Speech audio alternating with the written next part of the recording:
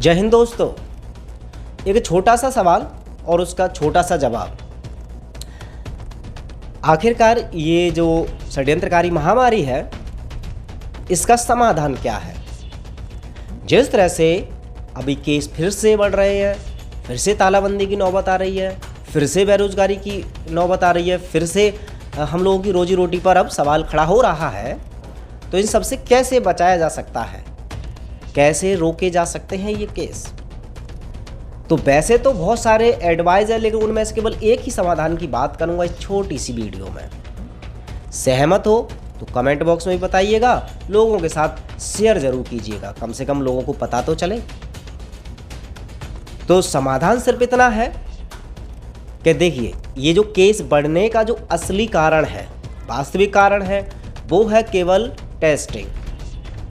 वो मैं इसलिए ऐसे ही नहीं कह रहा हूँ, आप खुद ज़रा दिमाग को पीछे दौड़ाइए।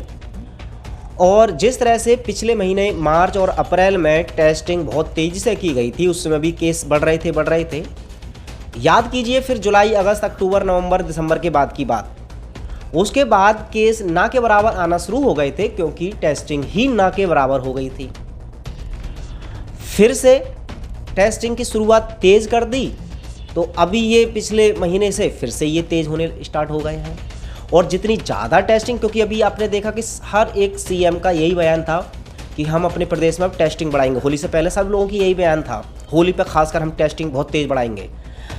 अब चूँकि वो टेस्टिंग बहुत तेज़ उन्होंने कर दी, तो उसका परिणाम जैसा निश्चित था वही आया कि केसों की संख्या बहुत ज़्यादा निकल गई। तो पहला तो ये है कि केसों की संख्या का मतलब ये नहीं है कि केस ज़्यादा बढ़ रहा है, इसका मतलब बीमार लोग ज़्यादा निकल रहे हैं। बीमार नहीं है, बहुत सारे लोग बस ऐसे ही पॉजिटिव आ रहे हैं, खुद ही ठीक हो रहे हैं। तो खुद ही अगर वो ठीक हो रहे हैं तो वो बीमार तो है ही नहीं। तो पहला तो ये। दूसरा कि अभी ये पश्चिम बंगाल के चुनाव देखिए, वहाँ पर भीड़ है, और एक हमारे कुंभ में भीड़ है। कुंभ में टेस्टिंग स्टार्ट कर दी है, तो वहाँ पर आप खबरें देख रहे हैं टीवी में कि इतने साधुओं को ये पॉजिटिव पाया गया, इनको इतने सारे केस आ गए, इतने केस आ गए। लेकिन यही घटना आपने पश्चिम बंगाल में नहीं सुनी होगी कि अभी इतने लोगों को ये पॉजिटिव हो गया, इतने लोगों को पॉजिटिव हो गया। वजह क्या है? सिंपल एक ही अंतर है कि कुंभ में टेस्टिंग करानी स्टार्ट कर दी, पश्चिम बंगाल के चुनावों में टेस्टिंग नहीं हो रही है।